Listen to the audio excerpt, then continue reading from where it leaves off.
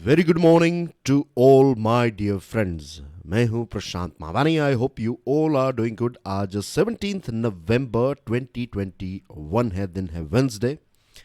आज हमारे टेबल के ऊपर हैं चार इंपॉर्टेंट आर्टिकल्स, फाइनेंशियल न्यूज़ देखने वाले हैं, हेडलाइंस देखेंगे, एमसीक्यू भी हैं आपके लिए। Dear friends, please make sure कि आप इस लेक्चर को दूसरे स्टूडेंट्स के साथ शेयर ज़रूर करें।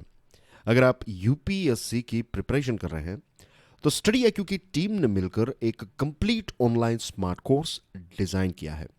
घर बैठे आप यूपीएससी की तैयारी इस स्मार्ट कोर्स की मदद से कर सकते हैं। To find out more about it, visit studyiq.com या फिर स्टडी IQ का mobile app Google Play store से आप डाउनलोड भी कर सकते हैं। सारी इंफॉर्मेशन आपको हमारे मोबाइल ऐप के ऊपर भी मिल जाएगी। एयरपो क्राइसिस, टाइम्स ऑफ इंडिया का ये आर्टिकल है। It's about national capital region new Delhi. Air pollution और न्यू दिल्ली की बात आप जानते ही हैं। मुझे इसमें और ज़्यादा गहराई में जाने की आवश्यकता आई डोंट थिंक सो बिल्कुल है। कुछ फैक्ट्स की बात करें तो दुनिया का सबसे पोल्यूटेड अगर कोई नेशनल कैपिटल है तो शर्म की बात है, ये हमारे देश का नेशनल कैपिटल है। इसमें कसूर सिर्फ दिल्ली का नहीं है, दूसरे रीजन से भी जो धुआं उठकर आता है, that also plays a very important, or that also plays a not very important, but that plays a crucial role in creating air pollution system or air pollution environment in a national capital. Supreme court का ये suggestion आया है कि 2 दिनों के लिए lockdown लगाया जाए ना। अब कोरोना वायरस की वजह से lockdown, that was something that was understandable, right. अब सिचुएशन देखिए, क्लाइमेट चेंज जिसके बारे में आज से कुछ सालों पहले जब हम पढ़ते थे तो ऐसा लगता था ये तो किसी और जगह पर हो रहा है, हमारे यहाँ पर तो ऐसा कुछ नहीं हो रहा है। व्यक्तिगत तरीके से बहुत सारे लोगों ने ये सोचा होगा कि इंडिविजुअली मेरे जीवन के ऊपर क्लाइमेट चेंज की इतनी कोई खास असर नहीं है। एक वक्त था जब बहुत सारे ऐसे ग्लोबल लीडर्स और कुछ ऐसे एनजीओज, कुछ ऐसे फेमस चेहरे ये कहते थे कि ये तो सारी कॉन्स्पिरेसी चल रही है, क्लाइमेट चेंज जैसी कोई चीज़ नहीं है, दिस इज, ये सारी रूमर्स हैं और एक एजेंडा है एक पर्टिकुलर देश का, ये सारी बातें हो रही थी। शायद आज आप जब ये सुन रहे हैं तो आपको लगेगा कि सच में ऐसा भी किसी ने कहा था। हाँ, बहुत सारे ऐसे लोग थे, बहुत सारी ऐसी ऑर्गेनाइजेशंस थी, आर्टिकल्स लिखे जा रहे थे, कितनी सारी वेबसाइट्स थी जिसमें ये सारा डेटा अवेलेबल था और वो कहते थे कि क्लाइमेट चेंज जैसी कोई चीज़ ही नहीं है, नेचर अपने आप को एडजस्ट कर रहा है, ये वो एक्सेट्रा। तो कहने का जो मेन, मैं जो यहाँ पर आपके सामने एक बात रखना चाह रहा हूँ वो ये है कि कुछ सालों पहले ऐसा लग रहा था तो कि ये किसी और का प्रॉब्लम है, लेकिन आज आई डोंट थिंक सो कि अगर हम गांव में रह रहे हैं या फिर शहर में या फिर टाउन में, ऐसा कोई भी टाउन या फिर शहर नहीं है हमारे देश में, जहाँ तक मैंने पढ़ा है, जहाँ तक मैंने समझी है चीज़ों को, आई कैन टेल यू कि डायरेक्टली इनडायरेक्टली हम सब क्लाइमेट चेंज की वजह से प्रभावित हो रहे हैं। The whole world. पहले सिर्फ छोटे आइलैंड नेशंस जो हैं उनके डूबने का खतरा था कि पानी का लेवल जो है, महासागरों का पानी जब है उसका लेवल जब बढ़ जाएगा because of melting snow of Arctic as well as Antarctic, और इसी के साथ जब पानी गर्म होता है तो इसके मॉलिक्यूल्स एक्सपांड होते हैं, तो ग्लोबल वार्मिंग की वजह से समंदर का जो लेवल है वो थोड़ा ऊपर आएगा, तो बहुत सारे आइलैंड नेशंस जो हैं वो डूब जाएंगे। लेकिन अब सिर्फ आइलैंड नेशंस नहीं, आइलैंड नेशंस तो डूबेंगे, उनके साथ साथ हम सब डूबेंगे। तो ये एक रियलिटी हो चुकी है। और जस्ट इमेजिन के इतनी ख़राब एयर क्वालिटी हो चुकी है कि आपके शहर में 2 दिनों का लॉकडाउन लगाना पड़ रहा है। धीरे धीरे चीज़ें जो हैं वो टिपिंग पॉइंट की तरफ आगे बढ़ रही है। It's a very very serious thing, isn't it. अब उन लोगों के बारे में सोचिए जिन लोगों को घर के बाहर निकलना ही पड़ता है पैसे कमाने के लिए, अपना घर चलाने के लिए, अपना पेट भरने के लिए, जिनको घर के बाहर निकलना पड़ता है, उनका क्या होगा? क्या उनको ये 2 दिनों का कॉम्पनसेशन दिया जाएगा? क्या सभी को कॉम्पनसेशन हमारे देश में मिलता है?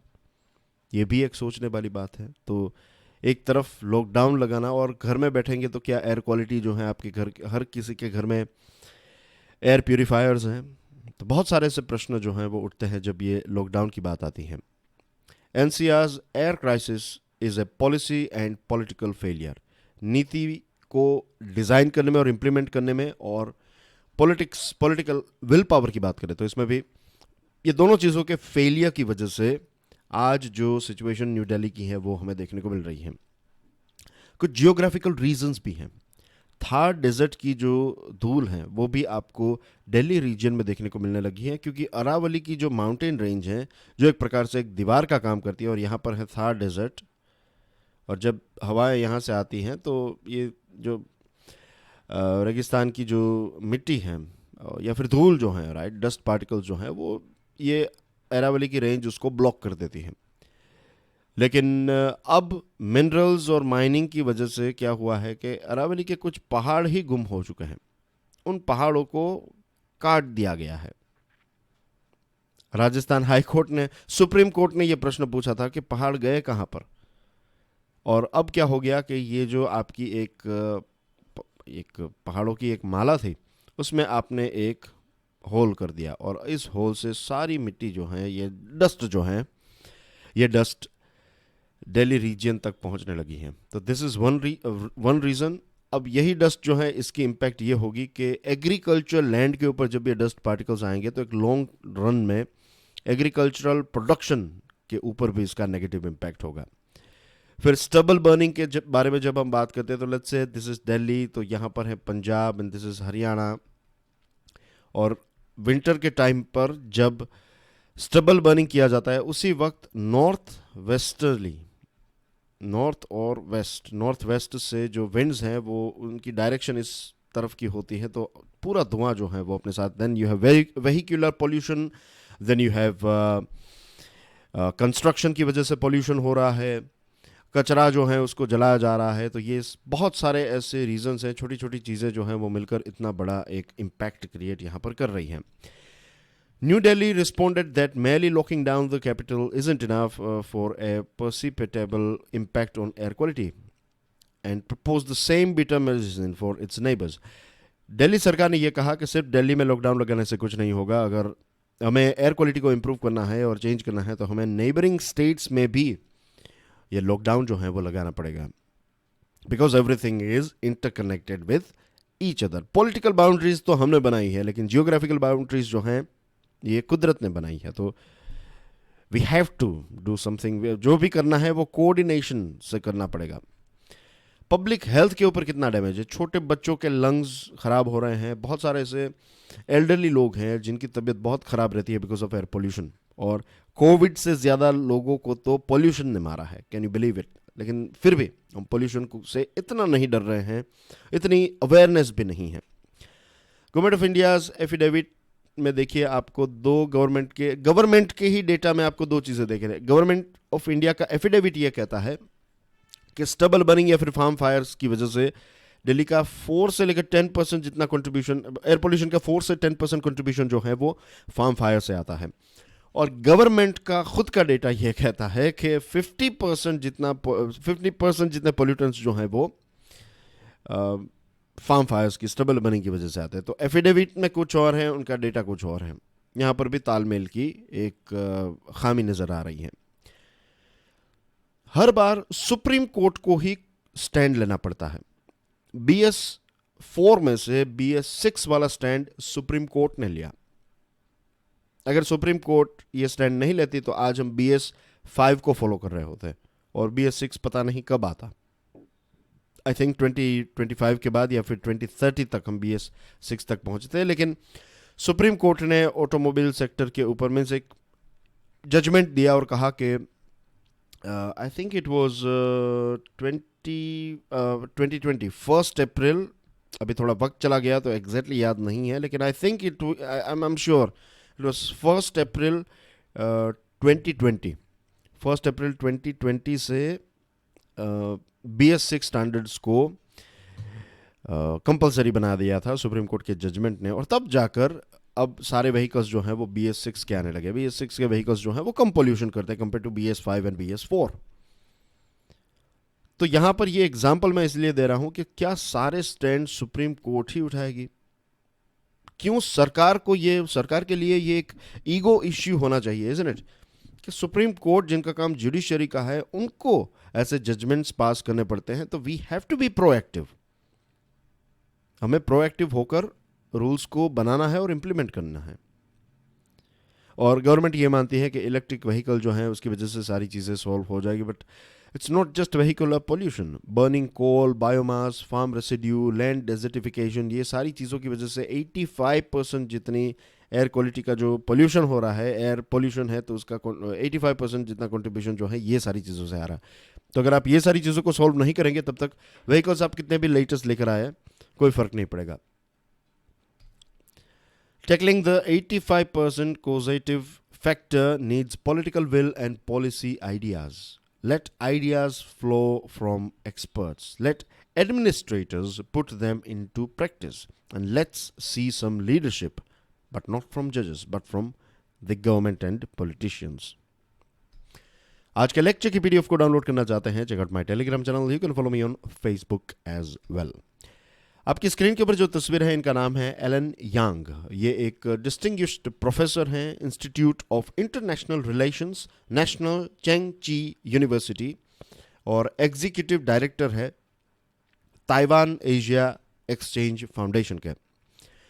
उनका एक इंटरव्यू टाइम्स ऑफ इंडिया में, इंटरव्यू की जो एक्सर्प्ट है, एक शॉर्ट फॉर्म जो है इंटरव्यू का, मेन पॉइंट्स जो है वो आपको आज के टाइम्स ऑफ इंडिया के एडिटोरियल पेज में पढ़ने को मिलते हैं, और इसका नाम है चाइना वॉन्ट्स फाइनल से ऑन बॉर्डर डिस्प्यूट। यहाँ पर उन्होंने ताइवान के बारे में और इंडिया के बारे में भी बात की है, और एक नया पर्सपेक्टिव हमें यहाँ पर देखने को मिल रहा है। तो प्रश्न नंबर 1 ये पूछा गया उनको कि how do you view China's recent ramping up of tensions across the Taiwan Strait. Taiwan Strait कहाँ पर है? As you can see on your screen, ये है चाइना और ये है ताइवान। जूम करके एक बार दिखा देता हूँ आपको। एज यू कैन सी, ये जो मैंने सर्कल बनाया है, दिस इज ताइवान, और ये ताइवान जो है इसका मैप, बड़ा वाला मैप आपको यहाँ पर नज़र आ रहा है। इसको भी जूम करके एक बार देख लेते हैं। राइट, तो एज यू कैन सी, ये है चाइना, ये ताइवान स्ट्रेट है, ये है ताइवान, और ताइपी इसके कैपिटल का नाम है। ऊपर की तरफ आपको यहाँ पर ईस्ट चाइना सी देखने को मिल रहा है, this is Taiwan Strait, this is South China Sea, this is Pacific Ocean, this is Luzon Strait. और ट्रॉपिक ऑफ कैंसर जो भारत में बहुत सारे राज्यों से पास होती हैं, यही लाइन 23.5 डिग्री नॉर्थ लाइन जो है, ये ट्रॉपिक ऑफ कैंसर की लाइन ताइवान के लगभग मिडल से पास होती है। तो ये है ताइवान की थोड़ी बहुत जियोग्राफी। छोटा सा आइलैंड नेशन है। अगर चाइना इस बात को सुन ले कि मैंने कहा छोटा सा आइलैंड नेशन, तो शी जिनपिंग साहब बहुत ही नाराज हो जाएंगे, क्योंकि चाइना ये कहता है कि ये ताइवान कोई दूसरा आइलैंड या फिर कोई दूसरा देश नहीं है। Taiwan is part of China. Taiwan का ये चाइना का ये कहना है कि ताइवान जो है वो चाइना का ही पार्ट है, लेकिन ताइवान कहता है कि हम एक इंडिपेंडेंट नेशन है। तो ये यहाँ पर इश्यू चल रहा है, जैसा तिब्बत के साथ हुआ, और लगभग सभी देशों के साथ बॉर्डर के इश्यूज जो हैं वो चाइना के चलते रहते हैं। अब ये प्रश्न है कि चाइना जो टेंशन्स क्रिएट कर रहा है अक्रॉस ताइवान स्ट्रेट, तो ऐसा क्यों? उसका रीज़न ये है कि शी जिनपिंग जो हैं, उनकी सरकार और शी जिनपिंग खुद ये डेमोन्स्ट्रेट करना चाहते हैं कि ये जो ताइवान है ये कंप्लीटली चाइना के कंट्रोल में है, क्योंकि ताइवान के प्रति इंटरनेशनल सपोर्ट धीरे धीरे बढ़ता जा रहा है। तो दूसरी तरफ शी जिनपिंग की रेजिम जो है वो यहाँ पर क्लियरली ये डिस्प्ले करना चाहती हैं कि ये सारी चीज़ें, ताइवान स्ट्रेट और ताइवान जो है वो हमारे कंट्रोल में है। मसल फ्लेक्सिंग, यानी कि ज़्यादा ताकत दिखाने, ताकत प्रदर्शन से ये साबित करना चाहता है, इंटरनेशनल कम्युनिटी को ये दिखाना चाहता है कि पीआरसी जो है वो बहुत ही स्ट्रॉन्ग है, और सारी चीज़ें जो हैं वो इस क्षेत्र में जो चाइना चाहेगा वही चीज़ें यहाँ पर होगी।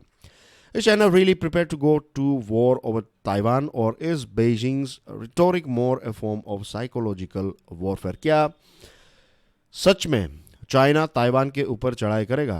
कुछ समय पहले की बात है, कुछ हफ्तों पहले ये खबर आई थी कि ताइवान ने ये कहा कि 2024 तक चाइना जो है वो ताइवान के ऊपर चढ़ाई कर सकता है।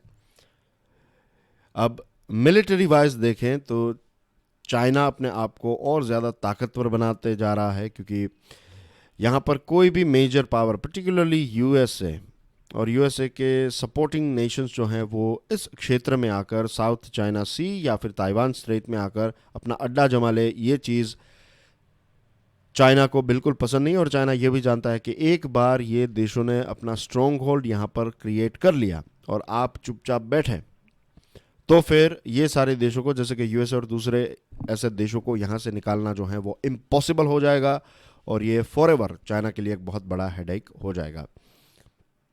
ये जो प्रिपरेशन कर रहे हैं मिलिट्री वाइज, तो इसके दो प्रोपोगेंडा है या फिर दो रीजंस हैं। रीज़न नंबर 1 ये है, just a second dear friends, मैं थोड़ा कैमरा एडजस्ट कर लूँ, यस। तो रीज़न नंबर 1 ये है कि शी जिनपिंग अपने आप को बहुत ही ताकतवर दिखाना चाहते हैं अपने लोगों के सामने, और दूसरी चीज़ कि दुनिया को एक मैसेज भेजना चाहते हैं। तो ये दो चीज़ें हैं, लेकिन ये एक प्रकार का साइकोलॉजिकल वॉरफेयर ही लग रहा है। और यूएसए फोर्सेस के साथ डेफिनेटली चाइना जो है वो फिजिकली इन्वॉल्व नहीं होगा, बातचीत और ये सारा मसल फ्लेक्सिंग और ये सारी चीज़ें होती रहेगी, लेकिन I don't think so there will be a war. If China's intention is to weaken the US alliance system, why did it engage in border clashes with India that has the opposite effect? क्यों, अगर China USA की जो alliance system है, USA की जो umbrella है, उसमें बहुत सारे उनके मित्र देश हैं, तो उनको अगर कमज़ोर करना चाहता है तो फिर भारत के साथ ये बॉर्डर के ऊपर क्लैशेस क्यों? देखिए, साउथ चाइना सी में जो चीज़ें चल रही हैं वो अलग हैं। इंडिया के साथ दूसरे भी इश्यूज जैसे कि पाकिस्तान का एक एंगल है और इंडिया एक न्यूक्लियर देश है। इंडिया के साथ एक कंपटीशन भी हो सकती है, इनफैक्ट होने भी वाली है फ्यूचर में। तो कहीं ना कहीं चाइना को भारत के पोटेंशियल के बारे में पता है, भारत का जो सॉफ्ट पावर है, भारत का जो इतिहास है और भारत जिस दिशा में आगे बढ़ रहा है, तो चाइना के लिए ये एक लॉन्ग टर्म के तौर पर एक खतरा तो डेफिनेटली है, एक बड़ा कॉम्पिटिटर है। तो अभी से ही आप इतना बिजी रखें अपने कॉम्पिटिटर को कि वो छोटी छोटी चीज़ों में ही बिजी रहे, कि वो बड़ी बड़ी चीज़ें ना कर पाएँ। तो this can be one of the reason. The second thing is कि बेजिंग जो है वो ये चाहता है, या फिर चाइना ये चाहता है कि, चाइना का ये मानना है कि इंडिया जो है वो एक डिफेंसिव कंट्री है। आप उनके ऊपर एग्रेशन दिखाएंगे तो वो डिफेंस करेगा, लेकिन वो कभी भी एग्रेशन नहीं करेगा। तो ये इस आर्टिकल में ये जो एलन यांग साहब हैं, उनका कहना यह है कि चाइना ये मानता है कि भारत ऐसा है और इसलिए वो ये चीज़ें कर रहा है।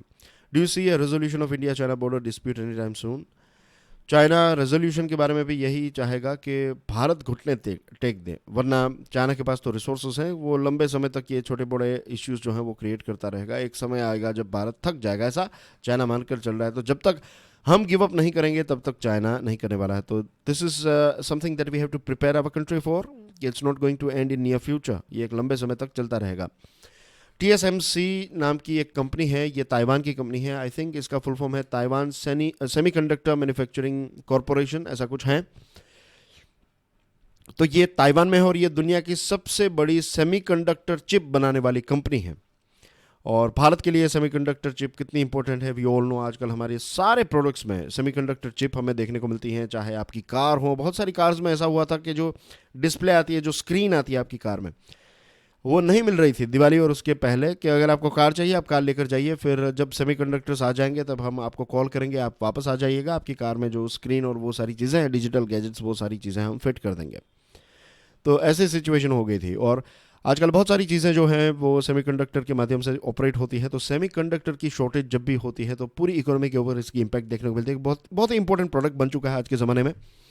और TSMC जैसी कंपनीज जो है वो ताइवान की ये कंपनीज भारत की कंपनी के साथ या फिर भारत के साथ कोलैबोरेट करके यहाँ पर मैन्युफैक्चरिंग सेमीकंडक्टर प्रोडक्शन जो है वो क्रिएट किया जा सकता है। तो सप्लाई चेन एक ऐसी चीज़ है जिसमें भारत और ताइवान दोनों मिलकर काम कर सकते हैं और इससे चाइना के ऊपर एक इकोनॉमिकल प्रेशर भी क्रिएट होगा। दूसरी चीज़, सिर्फ सप्लाई चेन नहीं, सर्वाइवल चेन एक और स्टेप ऊपर।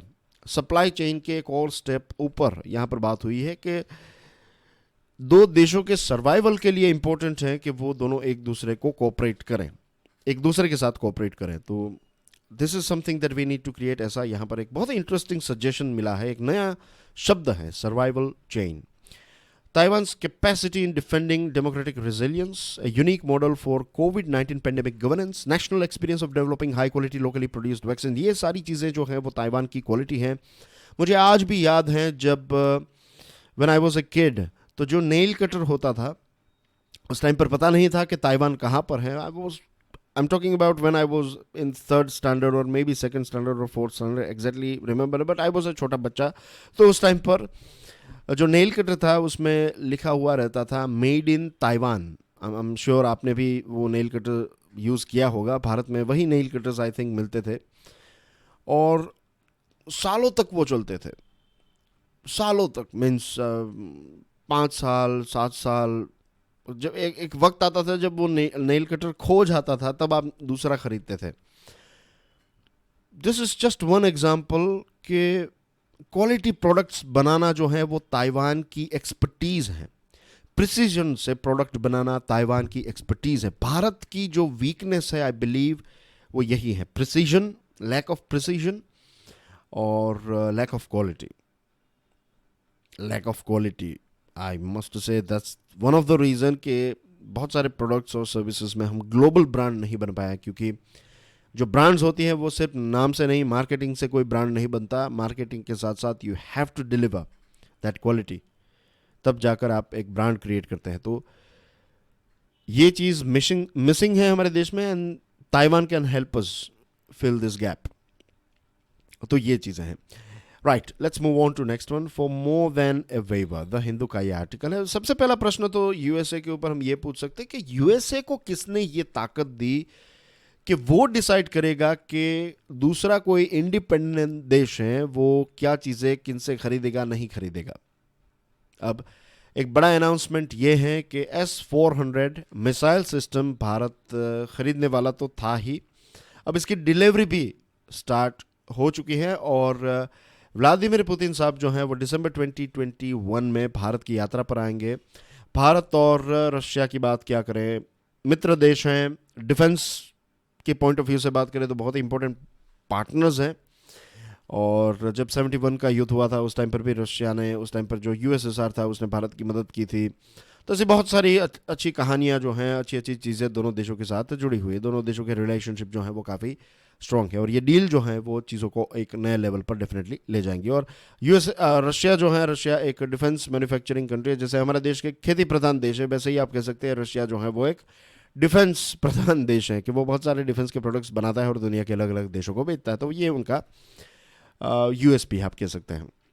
The deal for the air defence system वो साइंड इन 2018। ये 2018 में डील साइन की गई थी और फिर यूएसए ने 2017 में एक कानून, मीन्स उससे पहले एक कानून निकाला था, क्योंकि 2017 में ऐसा नहीं था कि 2018 में ऐसा नहीं था कि all of the sudden deal sign हुई। एक लंबे समय से बात चल रही थी S-400 की और 2017 में मिस्टर ट्रंप के समय कार्यकाल में कात्सा यानी कि countering America's adversaries through sanctions act, कि अगर आप रशिया, नॉर्थ कोरिया और ईरान से कुछ चीज़ें खरीदते हैं, बेचते हैं एक्सेट्रा, तो फिर यूएसए को इन्फॉर्म नहीं किया और यूएसए को अच्छा नहीं लगा तो यूएसए आपके ऊपर सैंक्शन लगा देगा। दुश्मनी यूएसए की रशिया, नॉर्थ कोरिया और ईरान के साथ है, लेकिन वो भारत जैसे देशों को धमकाता है कि हम आपके ऊपर सैंक्शन लगा देंगे अगर आप S-400 खरीदेंगे। उन्होंने ऑलरेडी, चाइना के पास S-400 है, टर्की के पास S-400 है और इनके ऊपर I am sorry about that. तो बेसिकली अगर आपको सुनाई दिया हो तो एक मेरा फ़ोन ऑन रह गया था एंड एक रिंग आ गई, तो इग्नोर दैट थिंग, ओके। तो चाइना और टर्की जैसे देशों के ऊपर उन्होंने सैंक्शंस लगाए बिकॉज ऑफ दिस, और भारत को ये बता रहा है। एंड अच्छी बात यह है कि भारत ने इस चीज़ को रिजेक्ट कर दिया है। भारत ने ऐसा नहीं कहा कि आपको जो करना है कर लीजिए, बट भारत ने बहुत ही स्मार्ट तरीके से, डिप्लोमेटिक तरीके से इसको बाईपास कर दिया। लेकिन भारत ने गलती भी की।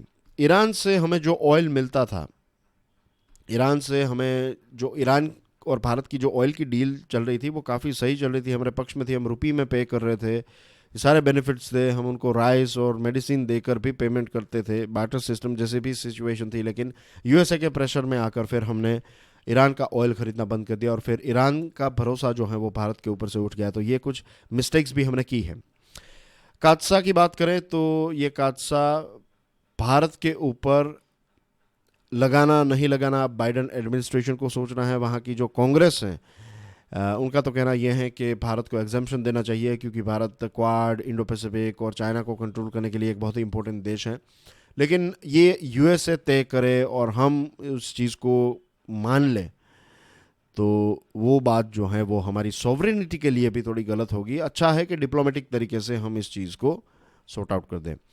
Moving on, UP's expressways to development, economic times का ये आर्टिकल है। पूर्वांचल एक्सप्रेस इनॉग्यूरेट किया गया by prime minister Narendra Modi. Uttar Pradesh में है ये पूर्वांचल एक्सप्रेस और ये 340 किलोमीटर का रूट है। ये राज्य का जो कैपिटल है लखनऊ, उसको दूसरे अर्बन एरियाज़ के साथ कनेक्ट करेगा। भारत की जीडीपी जो है इस एक्सप्रेस वे की वजह से इसमें एक राइज देखने को मिलेगा, बिकॉज हमारे देश का लगभग शायद सबसे बैकवर्ड रीजन जो है उसके लिए एक नई एक्साइटिंग पॉसिबिलिटीज़ जो है वो ये एक्सप्रेस वे क्रिएट करेगा। 2015 में इसको लॉन्च किया गया था। 340.8 किलोमीटर इसकी लेंथ है। 6 लेन वाला रोड है। 22,494 करोड़ का एस्टिमेटेड कॉस्ट आएगा। डेडलाइन है अक्टूबर 2021। थोड़ा और वक्त मीन्स ये तो ऑफ कोर्स ये थोड़ा पुराना डेटा है। लॉकडाउन और इन सारी चीज़ों को कैलकुलेट करें तो अभी भी ये रोड कंप्लीट नहीं हुआ है। कुछ हिसाब इसका पोर्शन जो है वो कंप्लीट हुआ है और ओनर जो हैं इसके ओनर और ऑपरेटर होंगे UPEIDA। अब पूर्वांचल एक्सप्रेसवे जो है ये नोएडा आगरा एक्सप्रेसवे और आगरा लखनऊ एक्सप्रेस को भी कनेक्ट करेगा, कॉम्प्लीमेंट करेगा और नेशनल कैपिटल के साथ ये सारे रीजन को ज्वाइन करेगा। एक रोड जो है वो रोड होता है, अगर रोड के साथ साथ इंडस्ट्रियल क्लस्टर डेवलप किया जाता है और नए टाउन्स और नए हब्स इसके साथ जुड़ जाते हैं और इसी के साथ अगर आप पावर सप्लाई प्रोवाइड कर रहे हैं, लॉ एंड ऑर्डर सही है, स्कूल्स, हेल्थ केयर और दूसरी फैसिलिटीज़ हैं, लोगों की स्किल इंप्रूव कर रहे हैं, तो ये सारी चीज़ों की वजह से पूरे विस्तार जो है पूरे रीजन का एक डेवलपमेंट और ग्रोथ हो सकता है। Growth in terms of quantity, development in terms of quality. Financial news की बात करें, the government is unlikely to shut the door on crypto currencies and instead take a nuanced approach. अब खबर ये आ रही है, हमने 3 दिनों से हम देख रहे हैं, तो एक नई अपडेट ये है कि सरकार क्रिप्टो करेंसी को बंद नहीं करेगी, लेकिन अगर एसेट के तौर पर एक आपकी मिल्कत जो कहते हैं हम एसेट कहते हैं कि आपकी जो प्रॉपर्टी है उसके पॉइंट ऑफ व्यू से, इन्वेस्टमेंट के पॉइंट ऑफ व्यू से अगर आप रख रहे हैं तो दैट्स अच्छी बात है, मीन्स तो अलाउड होगा। शेयर्स जैसे होते हैं, गोल्ड, बॉन्ड्स एक्सेट्रा। लेकिन अगर आप ट्रांजैक्शंस के लिए यूज़ करें तो वो परमिशन नहीं दी जाएगी। तो ये लेटेस्ट अपडेट है। अब देखते हैं इसको लेकर एक लॉ भी आएगा। जस्ट वन अपडेट कि सरकार ये सोच रही है। इंडिया और गल्फ कोऑपरेशन काउंसिल के बीच में फ्री ट्रेड एग्रीमेंट जो है वो सेटअप हो सकता है और पीयूष गोयल साहब ने ये बताया कि काफ़ी एक बड़ी मात्रा में भारत ने फॉरेन डायरेक्ट इन्वेस्टमेंट जो है पिछले 7 सालों में रिकॉर्ड फॉरेन डायरेक्ट इन्वेस्टमेंट जो है उसको अपनी तरफ अट्रैक्ट किया है। The minister also said that India will have an FTA with the UAE in next 60 to 100 days। उसके बाद एक इंटरिम एग्रीमेंट किया जाएगा ऑस्ट्रेलिया के साथ, UK के साथ भी बातचीत चल रही है, तो things are going in right direction. Kartarpur Sahib corridor जो है वो आज से फिर से रीओपन हो जाएगा। और ये कुछ दूसरी न्यूज़ आइटम्स हैं। कल जो प्रश्न पूछा था उसका आंसर आपकी स्क्रीन के ऊपर है और आज का नया प्रश्न भी आपकी स्क्रीन के ऊपर है। That's everything from my side dear friends. कल फिर मिलेंगे early morning. Till then enjoy your studies. God bless you all. जय हिंद।